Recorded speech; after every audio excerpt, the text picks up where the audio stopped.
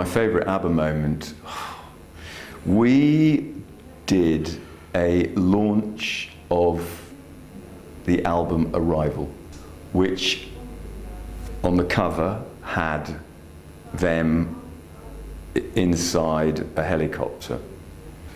November, I would say November 77, if my memory serves me right. I wasn't their press officer. Their press officer was Julia Barnes. And it had been decided that the best way to launch the album was to get the band to helicopter in to Battersea Heliport. But it is November, and November in London, it can be foggy.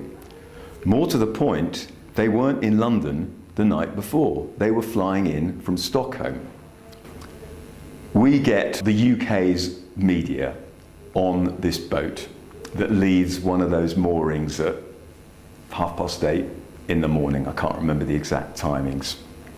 We go up the Thames. We go back. It's quite clear that they haven't even left Stockholm yet.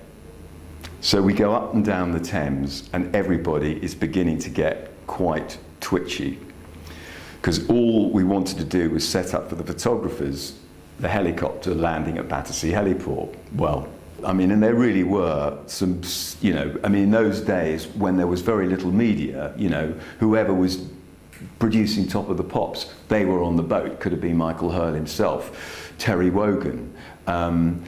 These were very, very powerful people saying, enough's enough, you've got to get this boat onto land. But of course, we had to make sure that there was a big crowd there when ABBA landed, which eventually they did. I think the boat had been drunk dry, and I can remember having this very odd conversation with the guy who operated Basil Brush, who obviously let his alter ego come out, and I just remember his sort of anger and venom at having been kept on this boat for 4 or 5 hours.